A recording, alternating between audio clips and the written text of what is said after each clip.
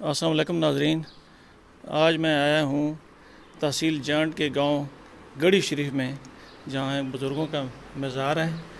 آپ کی معلومات کے لیے میں آپ کو بتاتا ہوں کہ ان کا اصل نام جو ہے نور محمد ہے، لیکن پیر صاحب کے حکم پر انہوں نے اپنا نام محمد علی رکھا اور اسی نام سے مشہور ہوئے۔ ان کا تعلق تحصیل پنڈی گھیب کے گاؤں پرانا سے ہے۔ اللہ تعالیٰ کے حکم سے یہاں آئے اور دین اسلام کی تبلیغ یہیں سے شروع کی اور یہیں دفن ہے۔ یہ 1904 میں پرانا میں پیدا ہوئی ہے۔ باقی تفصیل آپ کو بتاتا ہوں ساتھ ساتھ۔ یہ دیکھیں، یہ ان بزرگوں کا مزار ہے جی۔ یہ ساتھ ہی دوسرا مزار ہے، انہیں پیر محمد علی صاحب کے صاحبزادے ہیں، پیر خدا بخش صاحب، ان کا یہ مزار ہے جی۔ یہ بھی گڑھی شریف میں ہے، میں وہ دکھا رہا ہوں اپنے ناظرین کے لیے۔ یہ ناظرین ان بزرگوں کی شاعری ہے۔ یہاں پر دیکھیں، انہوں نے اپنا نام محمد علی اپنے شاعری میں استعمال کیا ہے۔ ساتھ ساتھ میں آپ کو دکھا رہا ہوں، یہ دیکھیں ناظرین، یہ دیکھیں ناظرین، انہی کی پنجابی شاعری ہے۔ یہاں اپنا نام انہوں نے نور محمد ظاہر کیا ہے۔ اپنی شاعری میں ہی انہوں نے دونوں نام آشکار کیے ہیں جی۔ یہ ان کی شاعری ہے جی۔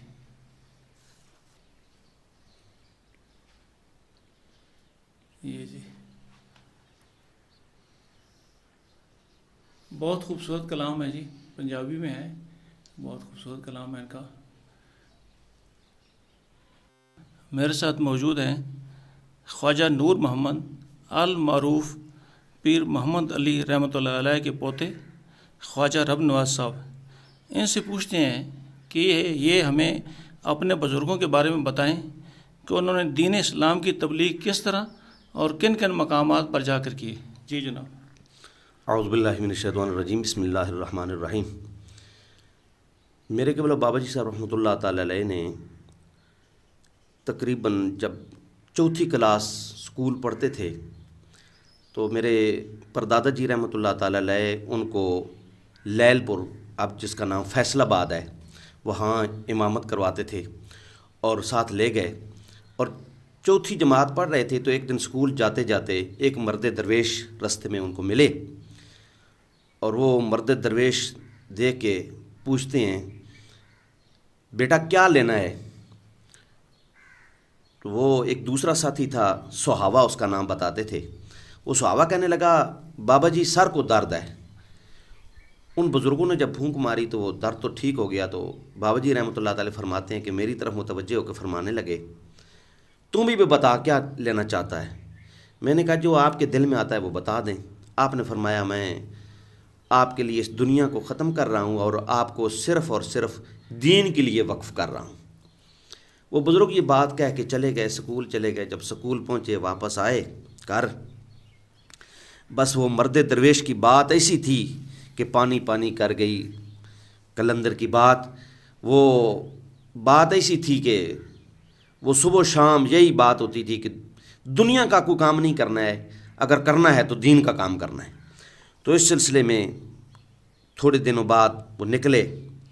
فرماتے ہیں کہ میں لاہور پہنچا، کھرمنی ایک جگہ تھی، اور ماہی شاہ عالم دین تھے، ان کے پاس میں بیٹھ گیا۔ میں نے کہا میں پڑھنا ہے۔ پڑھتے پڑھتے 4 5 6 سال کے بعد میرے گھر والوں کو پتہ چلا، پھر گئے، وہ مجھے لے آئے۔ جب آیا گھر، چند دن گزارے، پھر چلے گئے۔ پڑھتے رہے، پڑھتے پڑھتے پھر پیر خوشی محمد صاحب رحمۃ اللہ تعالی، ابھی تک پاکستان نہیں بنا تھا، امرتسر ضلع کے اندر ایک جگہ تھی قبرستان، وہاں اپنے ڈیرا لگائی رکھا۔ پھر ضلع ہوشیارپور، جلندر اور باقی بھی گلگت، اس طرح کے اضلاع میں وہ اب جو ہمارے بابا جی رحمۃ اللہ تعالی کے حلقہ مریدین، حلقہ احباب میں سے زیادہ تر امرتسر، ہوشیارپور، جلندر اور گلگت کے لوگ موجود ہیں۔ وہ جب انقلاب کے بعد وہ پاکستان میں آئے، پاکستان آباد ہو گئے، کچھ سندھ چلے گئے، کچھ کراچی چلے گئے، کچھ ادھر لوگ شہید بھی ہو گئے۔ تو جس جس جگہ بھی رہے، یہ اب شیرا کوٹ میں چھوٹا تھا، میرے قبلہ والد صاحب مجھے ایک دفعہ لاہور لے کے گئے، اور لاہور شیرا کوٹ کی آبادی ہے، یہاں راوی دریائے راوی گزرتا تھا، اور دریائے راوی کے اسی شیرا کوٹ کے اندر ایک کنواں تھا، اس کنویں کی 6 سیڑھیاں بنا کے اس کے اندر آگے ایک گھر بنایا ہوا تھا۔ اس جگہ بھی آپ نے کافی وقت گزارا، قبلہ والد صاحب نے مجھے بتایا، اور میں اس کنویں میں ابھی کبھی کبھی جاتا ہوں زیارت کے لیے۔ بیابان ہے، ساتھ قبرستان بنا ہوا ہے، اور انہوں نے اس قبرستان کے لیے اس جگہ کو، اور اس کو بطور علامت لاہور ابھی شیرا کوٹ میں وہ جگہ موجود ہے۔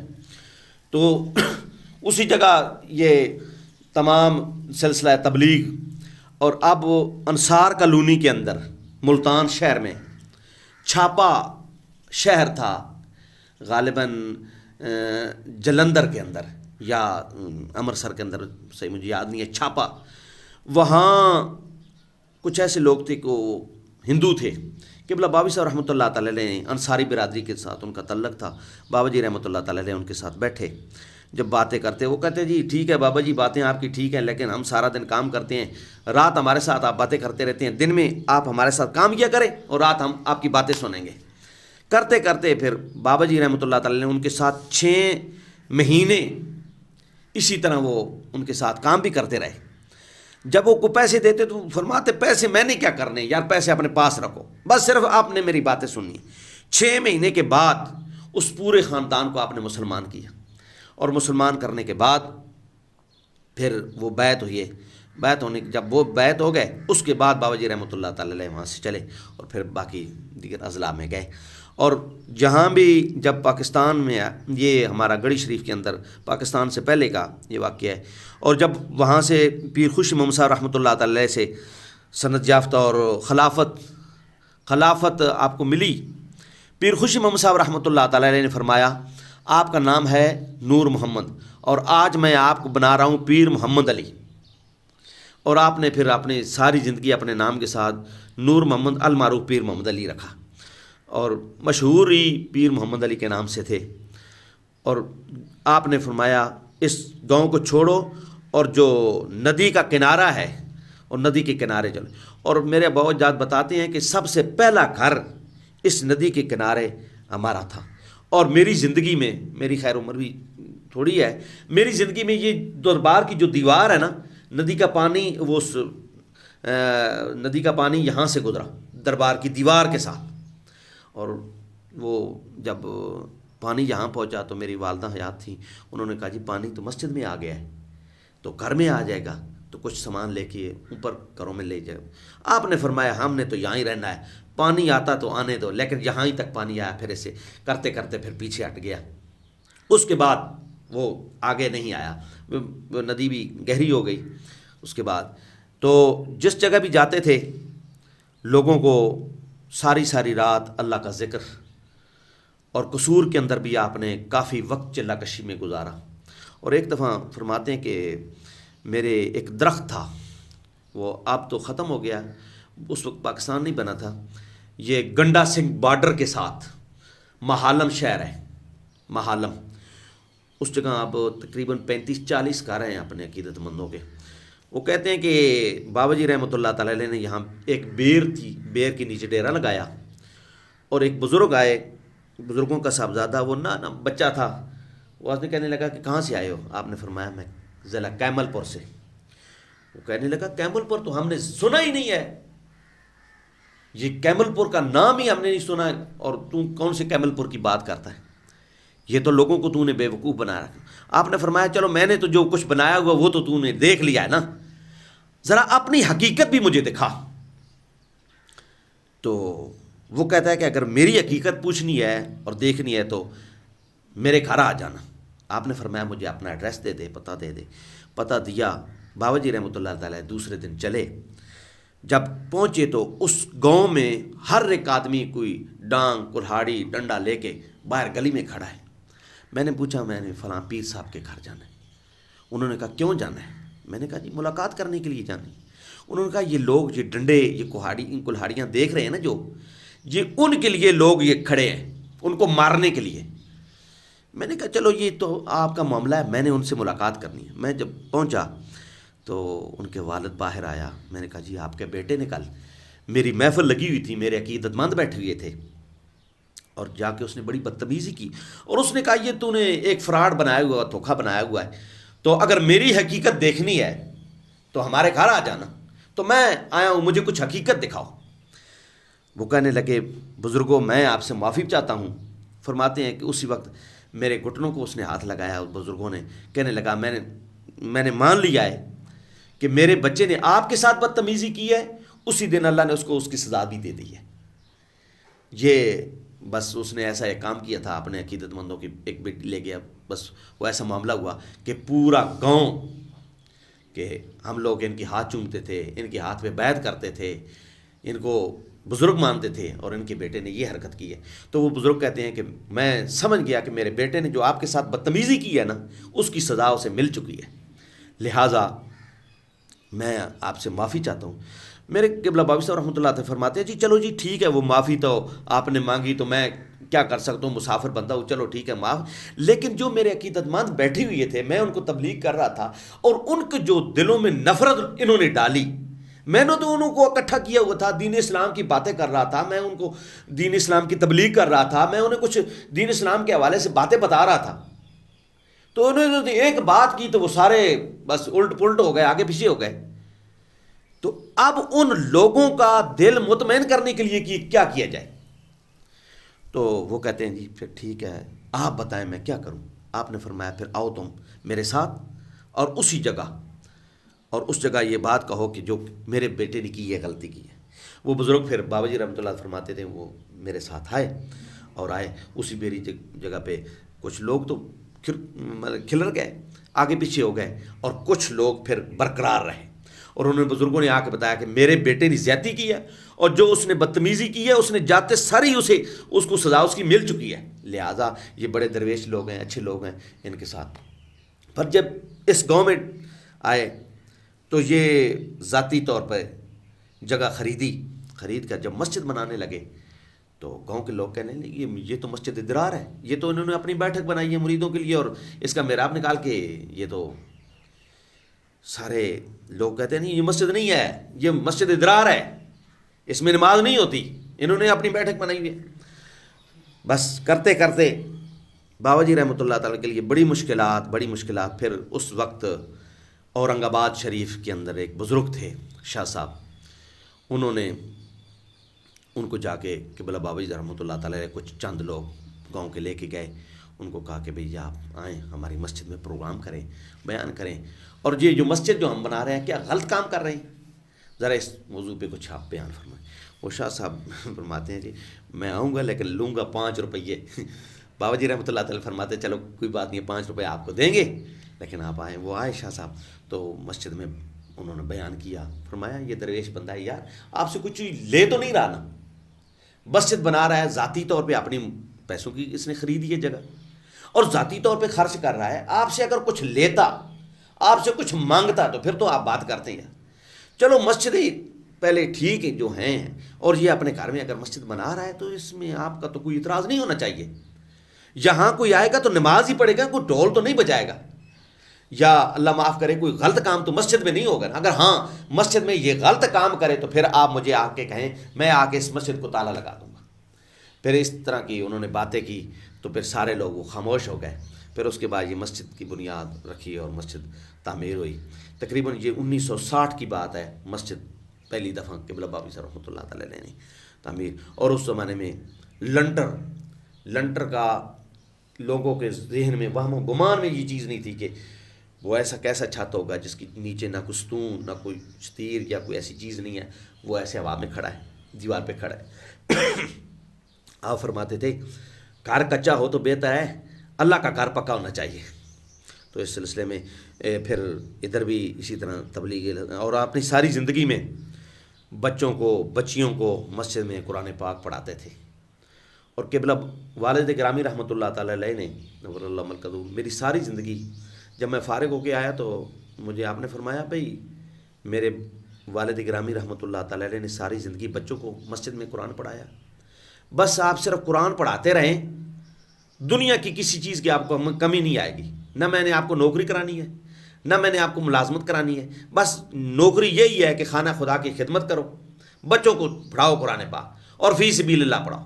یہ ہمارے بزرگوں کا فیضان ہے کہ وہ فرماتے ہیں کہ جب تک ہماری زندگی ہے ہم چاہتے ہیں کہ مسجد میں بچے قرآن پڑھتے رہیں اور بچیاں گھر میں قرآن پڑھتی رہیں۔ الحمدللہ آج بھی ہمارے پاس قاری صاحب ہیں، پہلے میں بھی اور میری کچھ والد صاحب کے بعد مصروفیت زیادہ ہوئی، وہ ایک قاری صاحب ہم نے رکھی ہوئی ہیں، وہ بچوں کو قرآن پڑھاتے ہیں، گھر میں بچیاں پڑھتی ہیں۔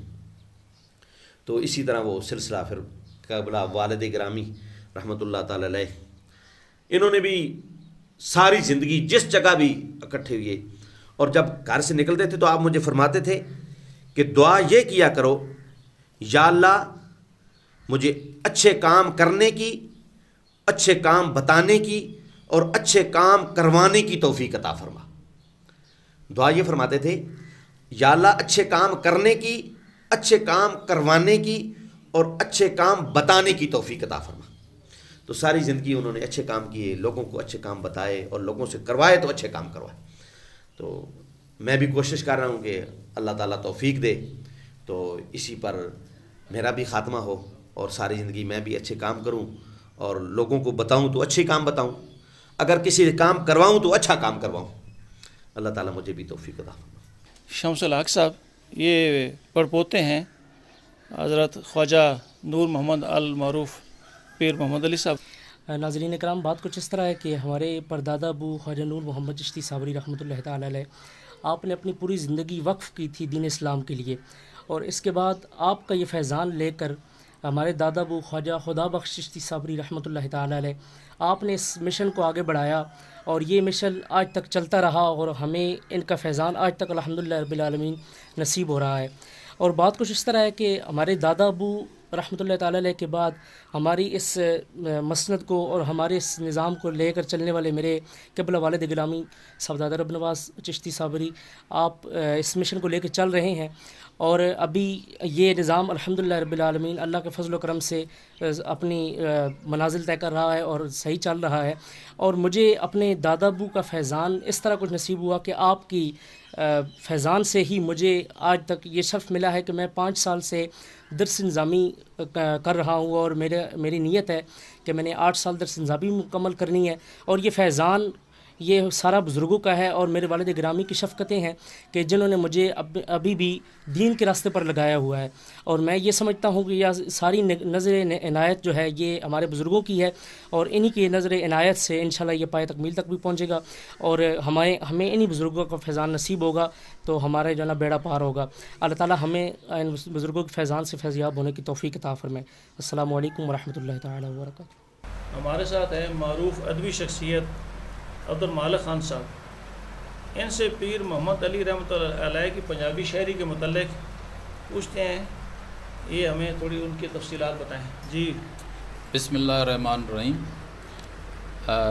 پیر محمد علی چشتی رحمۃ اللہ علیہ، جن کا اصل نام خواجہ نور محمد رحمۃ اللہ علیہ، پنجابی زبان کے بہت اچھے شاعر تھے۔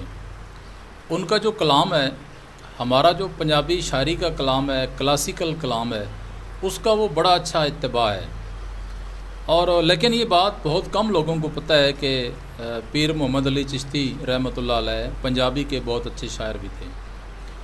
اصل میں ان کے کلام کو ایڈٹ کرنے کی، اسے مرتب کرنے کی ضرورت بھی ہے۔ کچھ کلام تو مرتب ہو بھی چکا ہے، میرے ہاتھ میں ایک کتاب ہے اس وقت، خواجگانِ گڑھی شریف، اس میں ان کا وہ کلام شامل بھی ہے۔ میرے ایک نہایت ہی محترم دوست جو کہ حضرت صاحب کے بڑے خاص مرید بھی تھے، محمد رشید اوان، انہوں نے کچھ کلام مرتب کیا تھا اور اس کو ترتیب دی تھی، لیکن چونکہ زندگی نے ان کے ساتھ وفا نہیں کی اور وہ 2015 میں اس دنیا سے چلے گئے، تو باقی کام ان کا وہ ادھورا ہے۔ اس کا کتاب میں بھی ان کا بہت سارا کلام ہے، کتاب اس وقت میرے ہاتھ میں موجود ہے، میں تھوڑا سا کلام آپ کو پڑھ کے سنا بھی دیتا ہوں۔ ان کی ایک نظم ہے حمد باری تعالیٰ ہے، اس کا عنوان ہے در شان باری تعالیٰ۔ اس میں ایک شعر میں آپ کو پڑھ کے سنا رہا ہوں جو اصل میں قرآن مجید کی تفسیر ہے۔ قرآن مجید کی آیت ہے کہ وہ تو عز و منتشا و تو ذل و منتشا، کہ اللہ تعالیٰ جس کو چاہے وہ عزت دے اور جسے چاہے وہ ذلت دے۔ تو اس پہ پیر صاحب نے بڑے خوبصورت الفاظ لکھے ہیں. لکھتے ہیں کہ تو جستے چاہ قہر کماویں اس تی جگہ نکائی، تو جستے چاہ راضی ہوویں اس تی عزت کرے خدائی. تو یہ بالکل و تو عز و منتشا و تو ذل و منتشا کی تفسیر ہے. اسی طرح ایک اور نظم میرے سامنے ہے اس وقت، در صفت چار یار رضی اللہ تعالیٰ عنہ، یعنی صحابہ کرام کے بارے میں، خلفائے راشدین کے بارے میں لکھی ہوئی ہے. یہ دیکھیں آپ شروع کس طرح کر رہے ہیں، چار یار رسول اللہ دے بہت محبتاں والے، جنہاں نے دیدن رج رج کیتی واہ واہ نصیباں والے. تو یہ ساری اس طرح کی بہت ساری اور بھی شاعری ہے، میرے ہاتھ میں ہے ساری، میں دیکھ رہا ہوں. انہوں نے یہاں پہ اپنا جو ان کا گاؤں ہے گڑھی، اصل گاؤں تو چلے ان کا پرانا تھا لیکن وہ پھر یہیں پہ رہے، زندگی بھی یہیں پہ گزاری اور پھر یہیں پہ ان کی وفات ہوئی، یہیں پہ وہ دفن ہیں. اس کے بارے میں انہوں نے بہت کچھ لکھا ہے. ان لوگوں کے لیے دین کی تبلیغ انہوں نے کی ہے. اور کوئی بھی جو ولی اللہ ہوتا ہے اس کا کوئی انداز ہوتا ہے دین کی تبلیغ کرنے کا، اسے کوئی بھی وہ طریقہ کار اختیار کر سکتا ہے. تو انہوں نے جو طریقہ اختیار کیا ہے باقی طریقوں کے ساتھ، ایک طریقہ یہ بھی تھا کہ انہوں نے پنجابی شاعری شروع کی ہے اور اس میں انہوں نے لکھا ہے، بہت ساری ان کی نظمیں ہیں، میں اس وقت دیکھ رہا ہوں، پہلے بھی پڑھی ہیں، اب بھی پڑھ رہا ہوں. اور میری تو یہ گزارش ہوگی جو بھی ناظرین اس کو دیکھ رہے ہیں پروگرام کو، کہ وہ یہ کتاب لیں اور پیر صاحب کا کلام پڑھیں. ہمارے جتنے شعراء ہیں انہیں بھی یہ کلام پڑھنا چاہیے، بہت اچھا کلام ہے. جزاک اللہ جی، بہت شکریہ. ناظرین، یہ تھے ادبی شخصیت عبدالمالک خان صاحب. اسی کے ساتھ مجھے گڑھی شریف سے اجازت دیجیے. اٹک ٹوڈے نیوز کو اللہ حافظ.